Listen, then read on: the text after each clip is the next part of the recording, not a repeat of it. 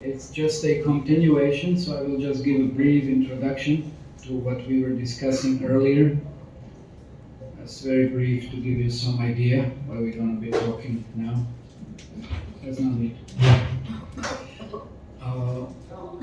There are different levels of perceptions. There are different ways we can perceive practically the same thing. You may have one idea about it, I may have another idea about it. And how that happens, it is because we are all differently influenced, we have all different kinds of conditionings, and this is why perception essentially it's not the same. And most often we tend to argue, get in conflicts in so many various things because we just have a different perception. We are looking at the same object, same circumstances, same things, but we have different thoughts about it. So how does that come about? It's again, because we have different needs, we have different interests, we have different conditionings, and so many different reasons for it. And then one of the discussions for becoming successful in life, because of having all these different perceptions and people tend to project their own ideas upon so many different things, was that there are two basic categories of behavior, and one is termed character ethics, another one is termed personality ethics. So what is personality ethics? It's nowadays in the business world, people want to be successful and so forth. They use all kinds of techniques, to impress others. And these are pretty much deceptive techniques. There's a lot of manipulation involved. They just try to get things done for their own profit. Let's put it just very straightforward, briefly, as such. And they don't care what happens afterwards as long as they profit. And people think, yes, this is success, but then you can't maintain that success in such a way. We see it crumbles, inevitably it crumbles down. And then you have to find someone else whom you're going to cheat to apparently achieve some benefit. So that's not a very nice, that's very, very deceptive type of way to try to earn something, to gain something in life. And then we said that there is a character ethics. Character ethics is something that is in line with the laws of nature. It involves a lot of good qualities that are natural qualities, that are scriptural qualities, meaning mentioned in the Shastra, how one should act, behave. And maybe it's not initially so effective, or at least it looks as such, but at the end it is the most effective thing. So if one is just behaving very respectfully with a lot of good qualities like humility, mercy, tolerance, austerity, a lot of such kind of, which were termed as golden rules, principles and qualities, then one will achieve that success in life, sooner or later. But it will be long lasting, and one will maintain very good relationships. So there is a difference in life in terms of success like this. How does one portray oneself? How does one behave? How does one act? These are very important things because we are all interacting with each other. You all have friends, you all have families, you all have, let's say even in the future maybe business partners or whatever. So there's so many different kinds of relationships that you will be and are involved. So how does one act in any given circumstance? So that depends on the different influences also. That is something that we're going to be mentioning. So here we're discussing now, we're going to continue. I was going to give you some basic ideas that how does one grow in life? We hear so many times that you have to endeavor a lot. Let's say you have to study harder, you have to sacrifice many things, to become successful in life and so on. But one thing is very important. What is the goal in life? Are we clear about the goal? Are we really clear what do we want from our life? or we just blindly follow what somebody else is directing us towards. So that has to be very clear, because you might not be even very clear about what is the actual destination that you're supposed to reach. Let's say you may be going to Pune, no? But you don't go to Pune, you turn towards, Gujarat, somewhere, Ahmedabad or whatever, and you may be driving very fast, and somebody may tell you, no, just drive faster. How come you still didn't reach? Already 4 hours have passed, and so should have already reached Pune. But no, I didn't reach, so then go faster, drive faster, be more positive. But what is the use? You may be more positive, you may be more proactive, you may be more faster or whatever, but you're just going in the wrong direction altogether. No? Going in the wrong direction. So you have to first of all understand what is the right direction that you want to go. That's the point. And then all the other assets that might be there through different qualities or attitudes, that may help, that is fine. But without proper direction, proper understanding, we will be ultimately lost. We won't know where we are going. So we are going through life and everybody is pushing us, do this, do that. You're going through so many circumstances. But where are you going? Are you very clear what is your destination? Are you very clear what you're supposed to do with your life? So that's something that has to become then clear. So that this is something that is known as the principle of potential growth. Because we said that principle ethics, that means to achieve something by manipulating others into it. It's illusory, it's deceptive. That means it doesn't have substance. Trying to get high quality results with techniques and quick fixes is just about as effective as trying to get to some place using the wrong map. Let's say you use the wrong map, you use the wrong information, you want to get there. Here is an expression, quick fix. That's what is quick fix. Let's say you have a puncture or something, and you just try to stick some sellotape on it or something. Will that work? Or whatever, something, immediate or whatever. That's like a really present a very, very silly example, but it's, you just try to fix something that it's not going to last. It has to be properly repaired. So it just doesn't work like this. So there are a few principles here. So principles should we understand what they are. They're not practices. You cannot practice them in. It's not like, let's say, you might be having some brothers and sisters. Maybe in the future you might become parents also. So then, do you use the same method and you raise the children, or are your same brothers and sisters raised exactly in the same way that you were? Not really. It doesn't work like that. You don't apply same things on everybody. There has to be a common sense discrimination, how something has to be applied onto someone. It doesn't work. Let's say in education also, it's not all the same principle how it works. Of course, nowadays you just have an exam, and if you pass, that's kind of success. So, but it doesn't work like that, really. Because everybody is individual and everybody needs a different type of input. So you can't exercise the same thing on everybody. You have to have much broader understanding of who that person is and what would encourage him. Because what may encourage one might completely discourage someone else. So you can't apply the same thing. So it's not practice. I practice something, and you may practice something, but you may not pass. You practice something, but you may not pass, because you may not exactly be able to apply it to what it needs to be applied to. Or maybe in relationship to someone.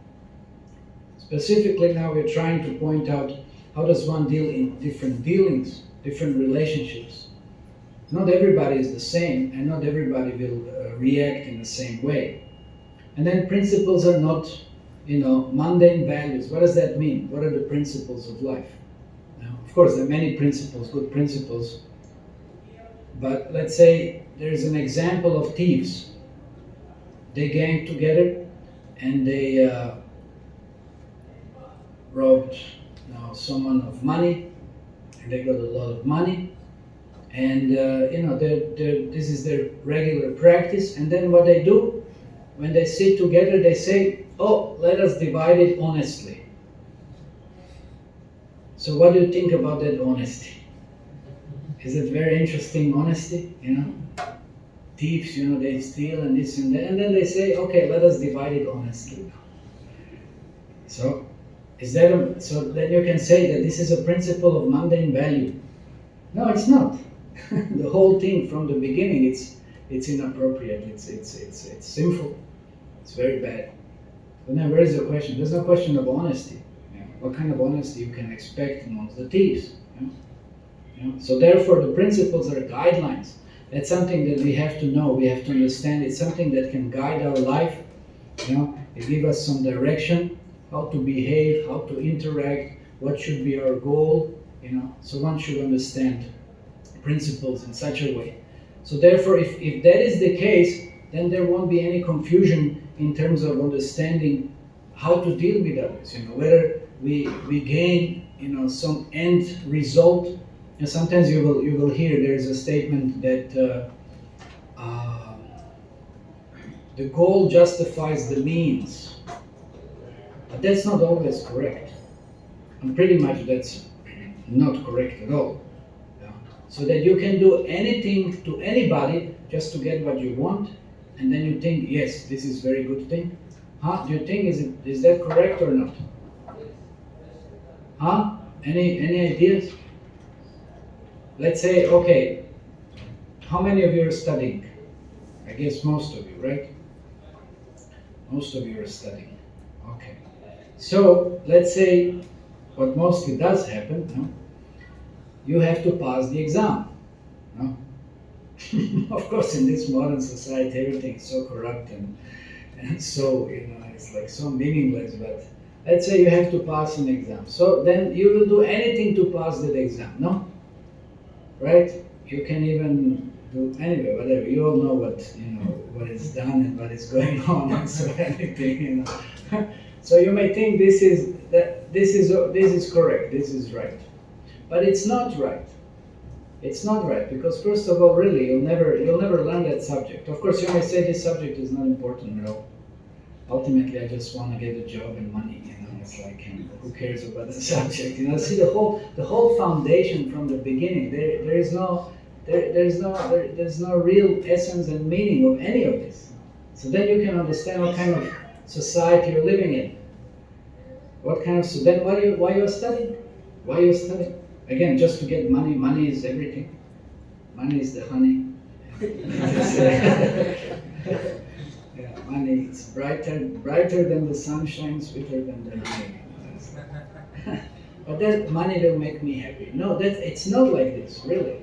Because if you start doing this you may think it's very innocent, it doesn't matter, it's just again. But then this is how you will behave towards others also. You will gain certain results in life, but you will grow in relationships actually. Because you didn't understand the principle. You didn't understand the principle. You think the goal is the essence, not the relationship. You miss things out. And that's going to be an enormous problem for you throughout the whole life practically, because you don't understand really also what is the goal, and you wouldn't understand also how to act upon that goal.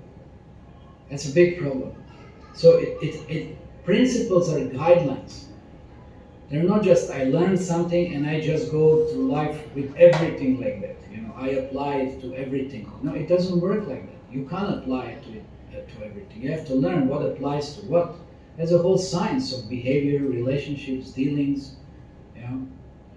One has to learn all of this. This is why we talked about Vedic scriptures. Now we're not going to talk about all the absolute principles and everything. We talked about this during the week when we have discussions on Chaitanya Charitamrita, Srimad Bhagavatam, Bhagavad Gita, and so forth. Now we are just giving a general understanding of how these different principles are really helping us in life to understand what is our position, where are we supposed to go, and how do we reach to that particular goal. So that's what we have to learn. So these are these principles, and you can't cheat. You can't cheat. You can't get around. You have to work that out. You have to understand what it is. Otherwise, you'll be cheating yourself. And you'll be always a failure in life, practically. So that's why this modern concept of, just cheat anybody to get money and do whatever is necessary, and you may think you're very successful, it's not going to work. Primarily also because people don't understand what the law of karma is. There was example when the British created artificial famine in Bengal. Many, almost there's thousands, millions of people. I don't know how many people died because of that. And they had their whatever agendas for it, which are very sinister and sinful. And talking about karma, they definitely got their reactions for it. But the people had so much culture that they wouldn't, even though they were starving, they thought, okay, this is my karma. And they were not going around looting and breaking and stealing and something. No, they just accepted it as such. You see the difference in mentality? What would happen nowadays? Enormous riots or something. If there is scarcity of anything, we just go around and just take and break and do anything. But no, that was not the culture, some 100 years ago. People had so much understanding, people had so much culture. They didn't interfere, even though, such kind of circumstances were very, very bad circumstances. So that's why we have to have some understanding. First of all, of course, we have to have some knowledge. So this is very powerful quote. This is by Erich Fromm, who was one of the earliest students of Carl Gustav Jung, as a Swiss, very famous psychologist in the West. And I read some of his books. There was something pretty much inspirational for me, just at the period when I was starting with spiritual life practice or Krishna Consciousness or whatever.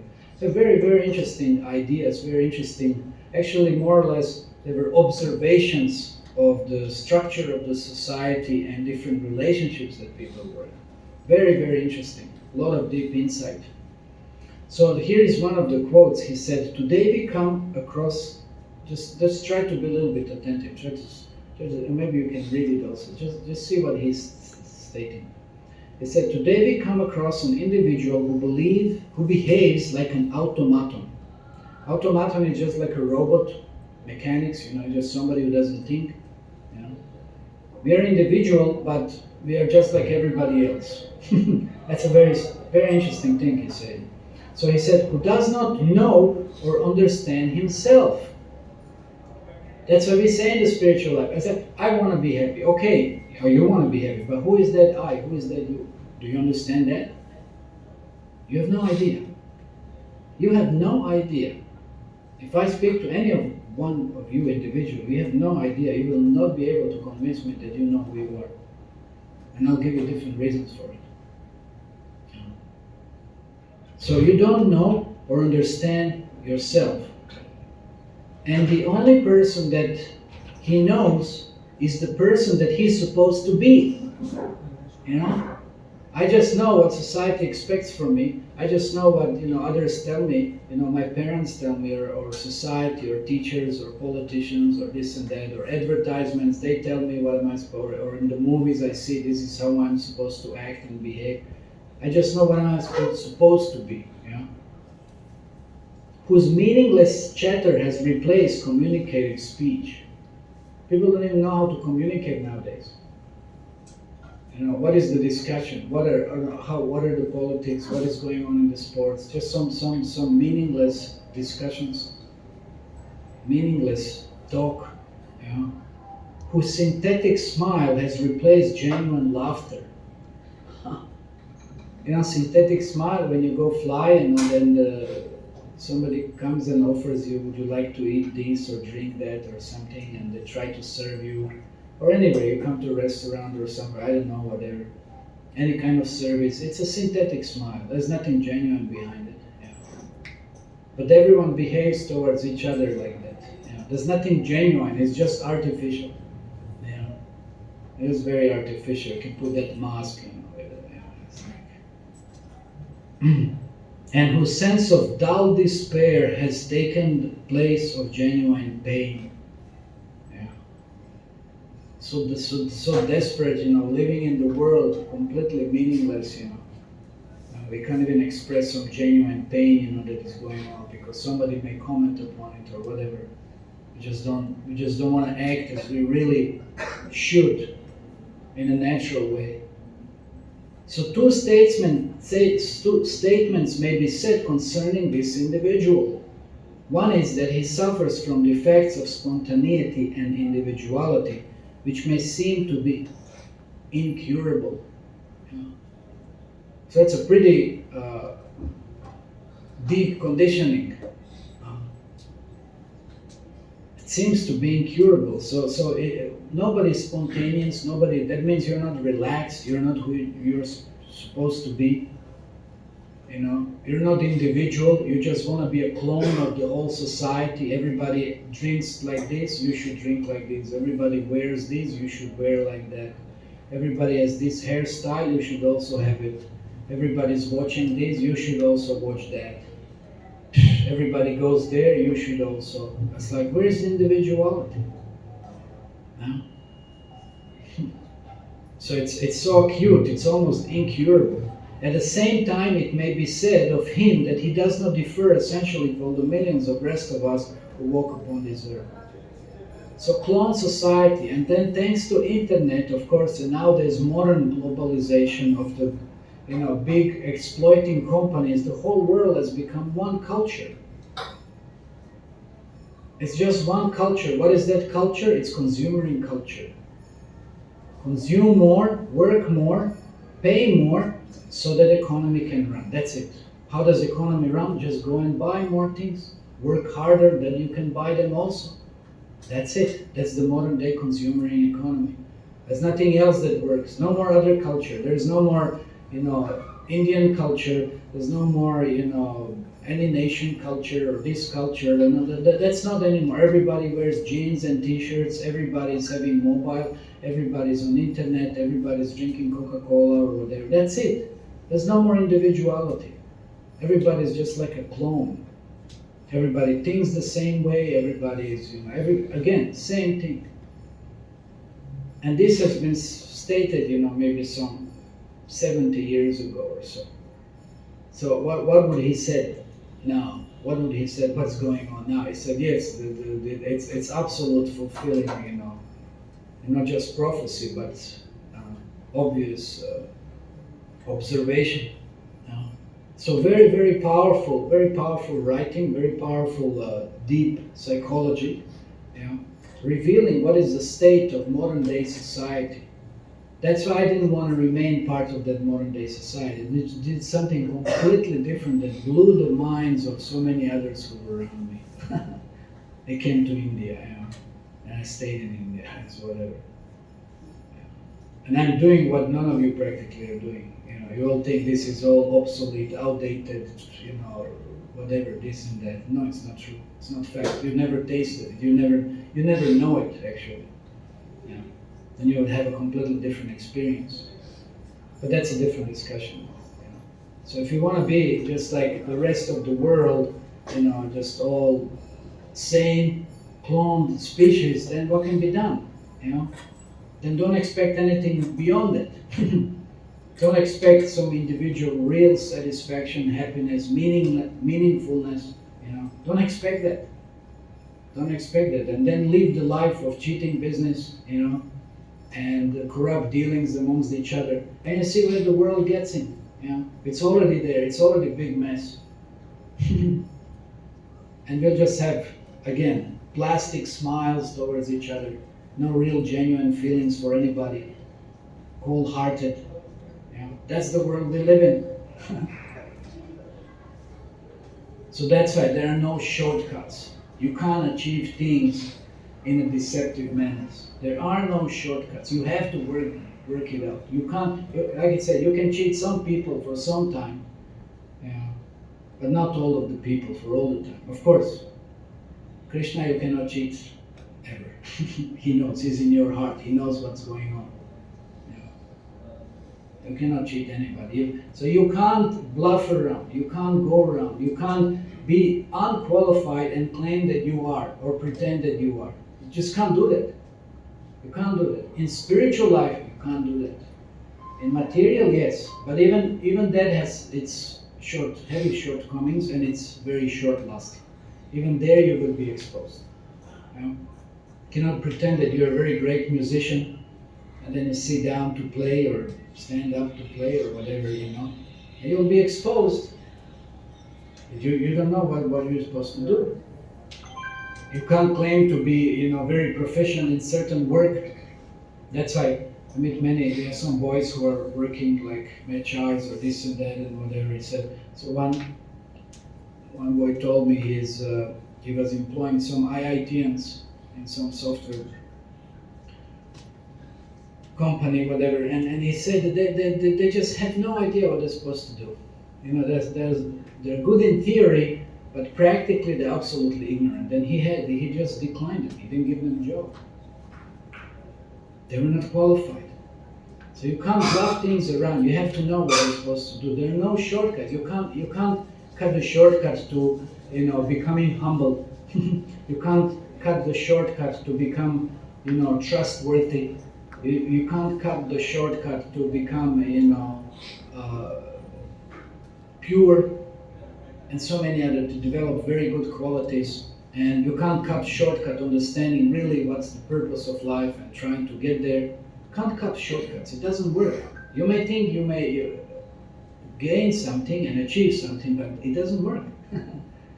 It just doesn't work. So there are no shortcuts. That's very good maze here. You can still you'll end up in front of some wall. And actually, by cutting shortcuts, you really waste the time, because you'll still have to come back and again start from where you're supposed to start. It doesn't work. So there are no shortcuts in life, really, both materially or spiritually. If you're supposed to do something, but then do it genuinely. Like I said, drawing through this character ethics that just do it, but it has to be done. And actually, you benefit. You really benefit. But then again, you may say, I'm doing what I don't like to do. But then why are you doing what you don't like to do? Why? That's another. That means you're not an individual. That means you're completely manipulated and indoctrinated, personality. Why are you studying that you don't like to study? But whose problem is that? Why are you doing job that you hate? But whose problem is that? You cannot blame it on someone else. Where is your individuality? Why you don't stand up for it? What kind of life are you living? Why don't you ask yourself that question?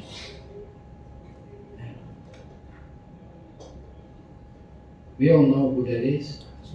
The significant problems we face cannot be solved at the same level of thinking we were at when we created them. You have to go beyond. You have to look for help. You have to, try to understand things from broader perspective. So it's not that we, keep on doing the same. That's another one. He said, keep on doing same things and expect different results. He said, that's a madness. That's a madness. So you're living this materialistic life. You may say something is spiritual there. I don't know what is spiritual there. I don't think so. Maybe praying or something. Okay, maybe certain degree. But then you expect so many different results and think that you will be achieving some satisfaction and happiness in life. It's not going to work. It's not going to work. You have to go beyond that. You have to radically change your character and your position and your acting and behaving. It doesn't work again beyond that. No shortcuts. So then what is the solution? Solution is inside out. What does that mean now? That means we always expect from others, to change. We expect the whole environment to be different. And then we think, yes, then I will be happy. Then I will be happy. Instead of thinking that, okay, what about working on myself? What about improving my own position? What about purifying my own position? Upgrading my own position? Why are we always thinking about others? Why are we so concerned about others? But why we don't become concerned about ourselves? Specifically, changing ourselves, improving ourselves. So look at this. This is the season now. No, it's like inside out. Yeah. Of course, the problem is what we have inside, we don't want others to see. No?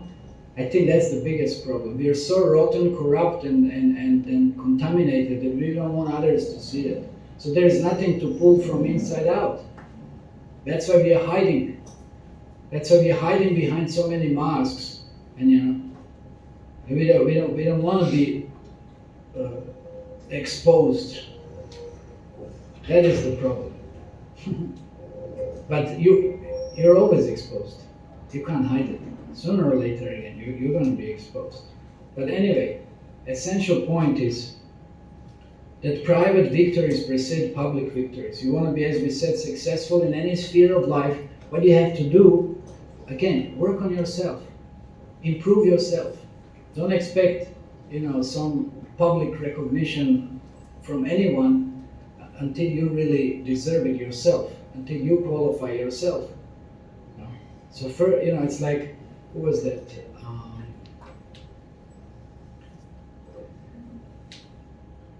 I think the story of Alexander the Great. He met some philosopher, Diogenes or something was his name, and he asked him, "What are you going to do next? What are you doing?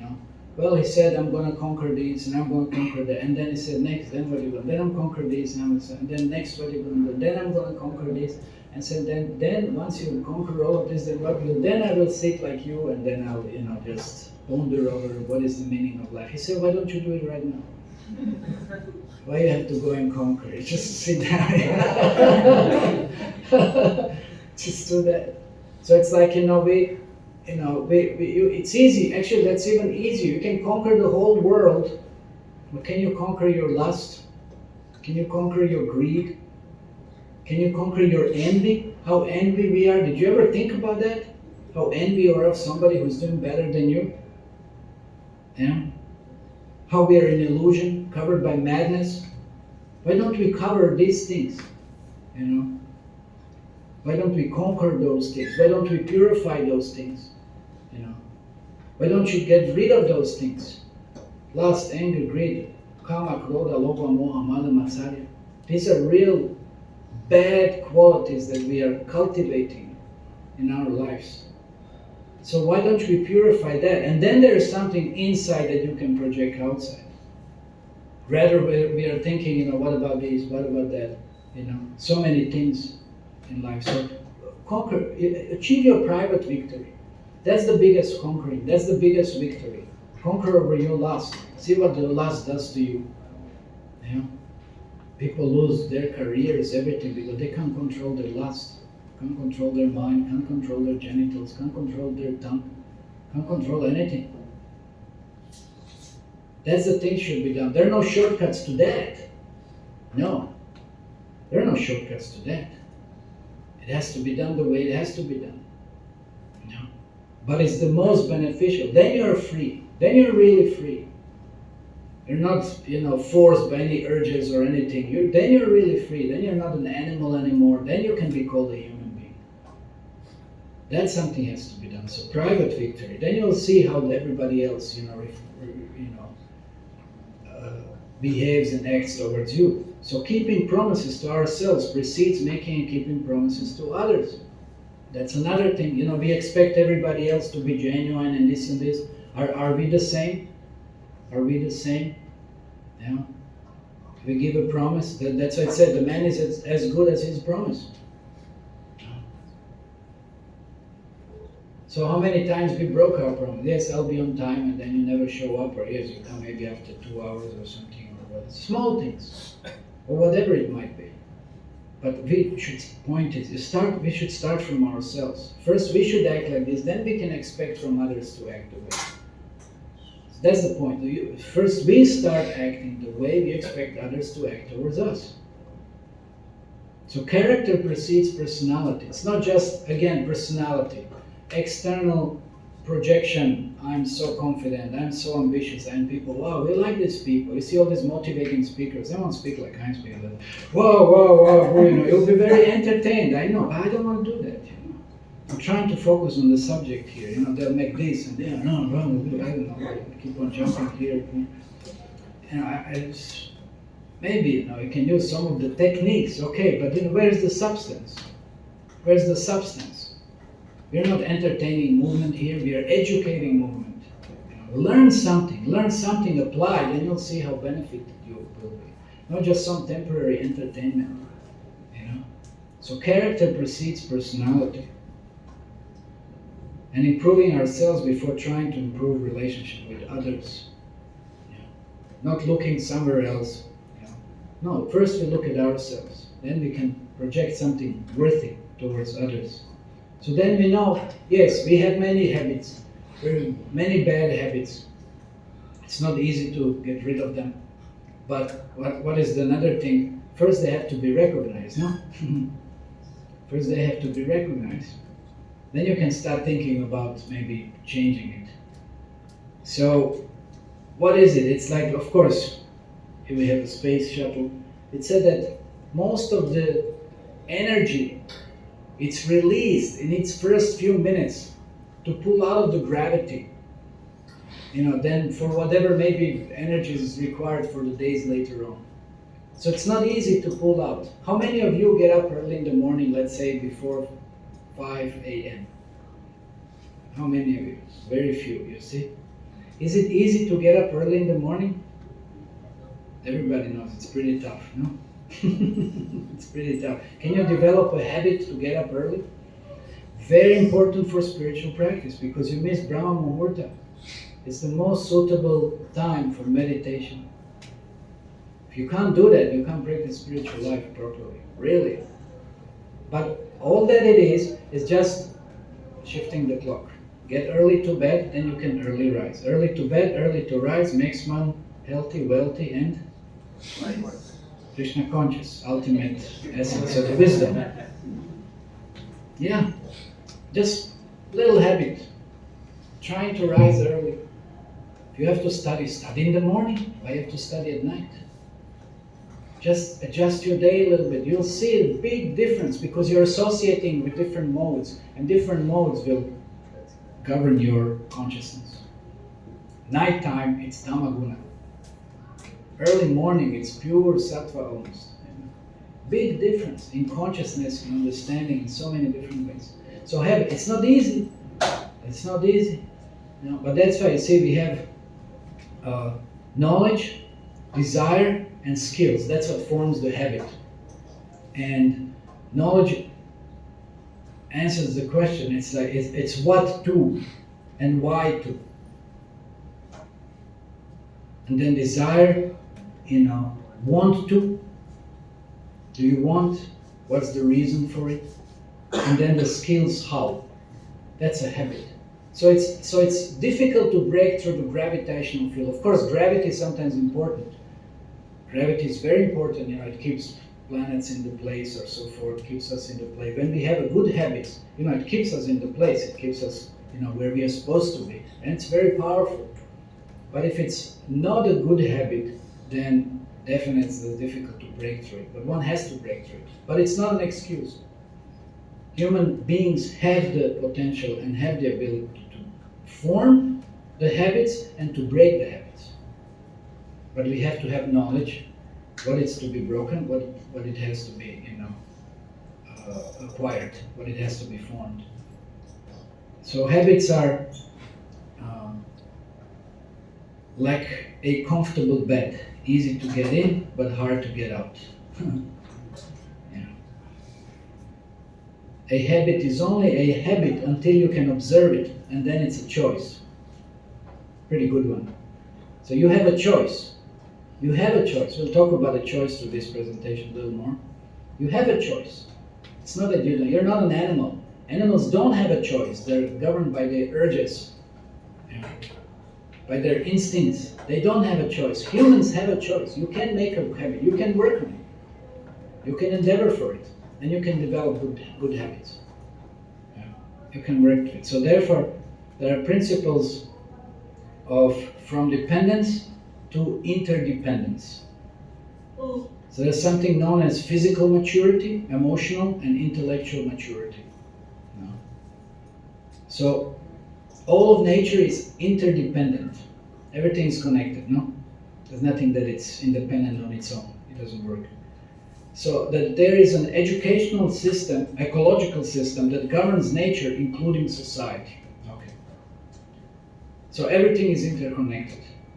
So physical, emotional, intellectual, that all are on different levels, you know. That means physical, it's when you're capable, your body functions well. There are people who are disabled, no? How you call them, Divyagyangs or something, no? They have it on the railway station, there's something specific for this. So people, but they might have physical disability, but they're not necessarily emotionally or intellectually incapable. So somebody might have some physical, disability. So they are maybe physically dependent on someone to help them in some ways like this. And then emotionally, it's, you need someone's support, you need someone's encouragement, you need someone's, to like this, help you out emotionally because you cannot handle your own feelings in this way or that way. So that's emotional, dependence. And then intellectually, you might be dependent on resolving some equations or this and that, understanding philosophically something. You're maybe a little bit crippled intellectually, so there's intellectual dependency. So no dependency is good. No dependency is, very well, it's beneficial. So one has to, at any cost, somehow or other, try to become independent. But again, overly independent people alone, they don't achieve too much. They don't achieve too much, because what is better than independence? It's interdependence. Interdependence means when you come together and work as a team, then that synergy can work out and achieve so much more than only one individual who acts independently. So independence, it's not mature enough. When one is so mature, then he can understand we can work as a team. Wow, then how much more do you achieve? Just imagine, like I said, like now this cricket and this, and if everybody would just individually act, would they win as a team? You have to act as a team. You have to work things out as a team. Then you can achieve much more. So much of our current emphasis on independence is a reaction to dependence. No having others control us, define us, use us, and manipulate us. Because that's what happens. You don't have independence, then others will affect you in so many different ways. So when we talked about self-improvement material, there's so much nowadays, as I said, you do this, you act like this, there's so many techniques, there's so many this and that, how you can be successful in life, communication, teamwork, cooperation. So that's all dumped in the dustbin. Nobody considers this. Which is based on the character ethics. But personality ethics, of course, throwing off the shackles, asserting itself, doing its own thing or whatever. It's all so superficial. That's a trump. It's put on the pedestal of worship. So that's wrong.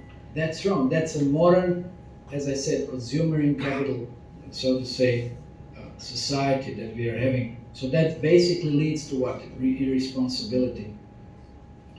And it reveals internal dependency. That means it's not independent position. You're dependent.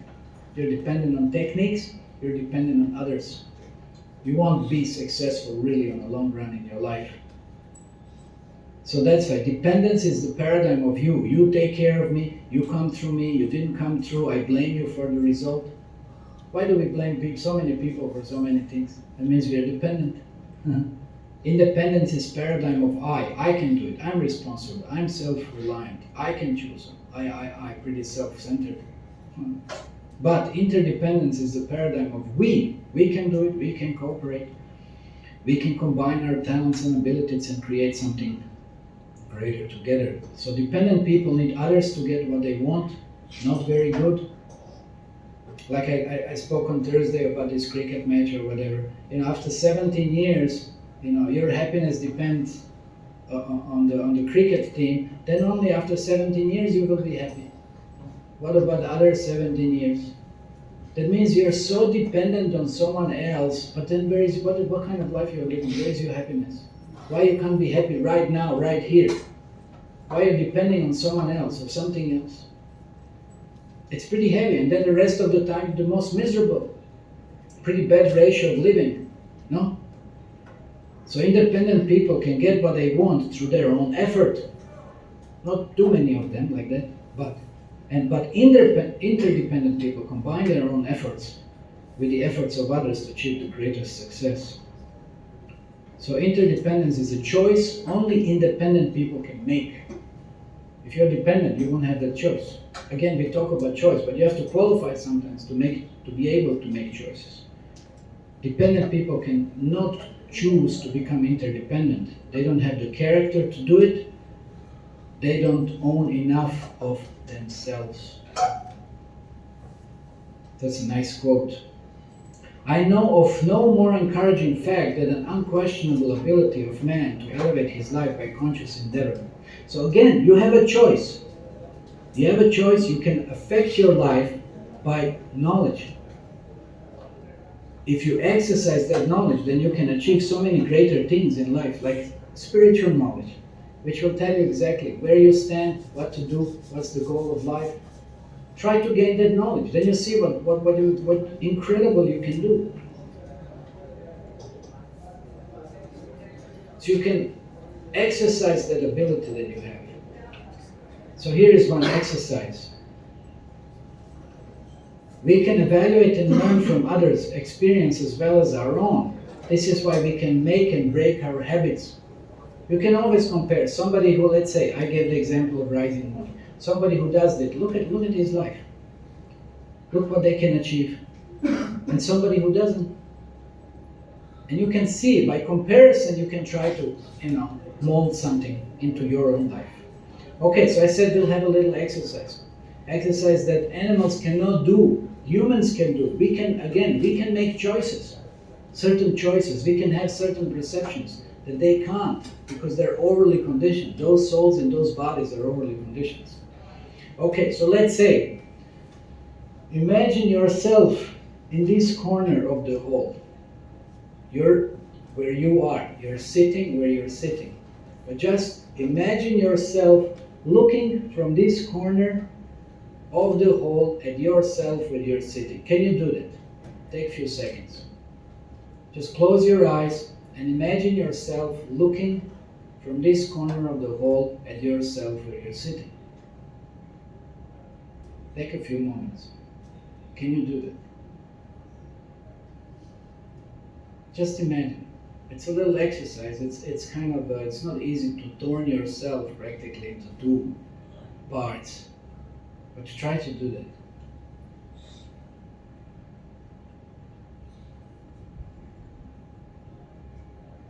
Did anyone succeed?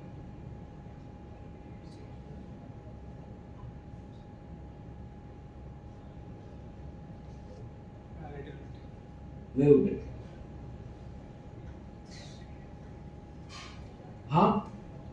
Yes? Somebody else? Did you manage to do that? It's not easy. If you didn't make it, then you see how conditioned you are. What are you conditioned with? You're conditioned with your own mind. You can't separate your mind from the body. This is image from out-of-body experience. People who end up on whatever, certain accidents, operation table, this, that, they have out-of-body experience. Their mind is beyond their body. They can see their body lying down. There's so many recorded, cases, whatever this and that. Of course, this is not a session on reincarnation, but people can do this. But you can do this also by the exercise. Okay, you can keep on practice this for next few days. Try to do that. You'll see that you're different from your mind. That's one outcome of such kind of exercise. You can understand, I'm not the mind. My mind is just a particular medium, for certain other activities. I'm not the mind. I'm separate from the mind. What is real I? Of course, real I is the soul. It's not even mind. It's not even the body. That's another discussion. Spiritual. But you can separate yourself. So you can separate, if you can do this and you can understand, you can very easily break yourself from any kind of habit. Because you're not the habit. I won't ask, whatever. People have smoking habit. Are you the smoking habit or something? No. You can break from that. You can take it, you can, of course it's very difficult once you acquire it. It's not easy. That's why now it might not be so easy to break away from, thinking I'm this body, I'm sitting on this place. How can I be looking myself from there? It's possible. For me it's not difficult. I mean, of course I did that also many times, but it's like, you can imagine yourself from anywhere else. You can imagine yourself to be, what about dreams? What about dreams? Where is your mind? Where are you? You're absolutely unconscious of your body. But of course, you can be somewhere and being conscious of your body, but being somewhere else. That's also there. Mind can do incredible things. Or better to say, soul can do incredible things. Mind is just the medium. And it can be also, soul can be separated from the mind. How many times your mind will tell you, do this, do that, and you say, no, this is not good, we won't do this and do that. That means you're more powerful than your mind. Because mind directs what the body will. But you can direct your mind. Anyway, these are a little more spiritual discussions. So, as a little exercise, by the unique human capacity of self-awareness, we can examine our paradigms to determine whether they are reality or principle-based, or if they are a function of conditioning and conditions. Until we take how we see ourselves and how we see others into account, we will be unable to understand how others see and feel about themselves and their world. Unaware, they will project our intentions on their behavior and call ourselves objective. So that's something, again, we have to understand about others first before we start judging them, comparing them, cloning them, instructing them, wanting them to do what we want them to do. We can't do these things. We already said we should change ourselves. If we want to change anybody else, the best thing is you show them by example. Yeah? So we can't affect and force others into anything. But again, to do that, you have to use this understanding that you're not your conditioning. You can go beyond any kind of conditioning. And if you want to deal with others, feel how others feel, understands how other people act, react, work, but then you have to try to understand what their position is. So that's like, we have 3 social maps of human behavior: genetic, psychic, environmental. Okay, I'll stop here. So what does that mean now? So people say, okay, I cannot change Y. I don't want to change my habit, I don't want to change my behavior, actually I cannot. Why? Because genetic determinism. I am who I am. I am from, what can we say? I'm from, Maharashtra, and Maharashtrians are very hot-tempered, and this is, how my grandfather was, and I am also like this, and this will, how will it be forever? So genetic, so it's genetic. It just comes by generations from, and this is how it is, and this will never change. So that's an excuse, genetic. And then psychic means, okay, when I was small, I experienced certain traumas or certain punishments, and my parents did this, and this had happened, and this has affected my mind, and now I'm always, and I will always react in such a way as I reacted when that happened when I was young. So I'm psychically, programmed in such a particular way, and this is why I cannot change. People have that kind of excuse. And then the last one, environmental. Yes, because this is happening in the society, and this has happened, and this person did this, and this happened. Somebody said that, and this has affected me. And now, because of all of that, I cannot change my habits. I cannot change my, ways of action and so forth. So these are all excuses. These might be factors that influenced us, but that doesn't mean that they cannot change. I'll give you one example later on, if okay. Very powerful example. You can always change the habit. You can always change certain conditionings that you have. So like there is this bell. There was one very famous psychologist from Russia, Pavlov. So he coined that term, of conditioning, this kind of different kind of determinisms, because he did experiments with dogs. So what he did, whenever before he would feed the dogs, he would ring the bell. So then, at one point, he understood that wherever he rang the bell, the dogs thought of food and started saliving. Even though he wouldn't bring the food, still the dogs had that expectation. They were conditioned by the bell. They were conditioned by the bell. Just like, I don't know, sometimes, still, when I was in primary, secondary, we had that bell for ending the classes. You still have that? Still, that's here? So just imagine the bell rings, but the class is not over. How do you feel then? You don't feel good, no? It's like torture afterwards. It's like, because the bell means class is over, but class is not over. You still have to sit. Our class will end very soon, just a little more patience. I just try.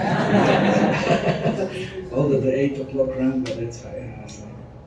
So we are conditioned. Okay, so how accurately and functionally do these deterministic maps describe the territory? Of course, that's a different discussion, but territory, we were talking about.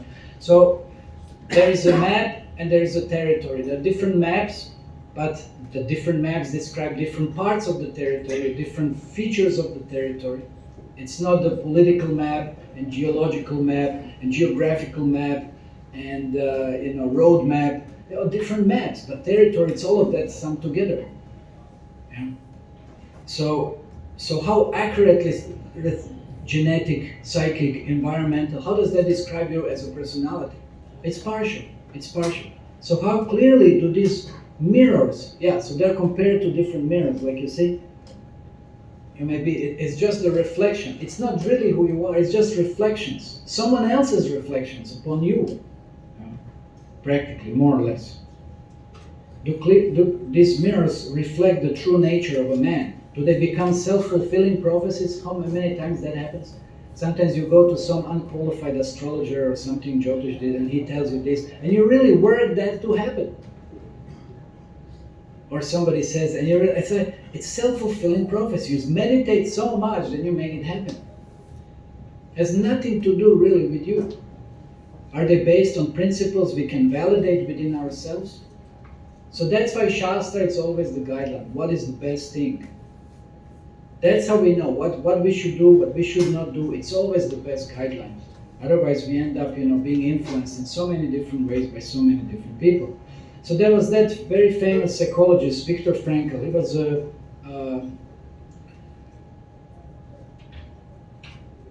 placed in the concentration camp during the Second World War by the Germans, and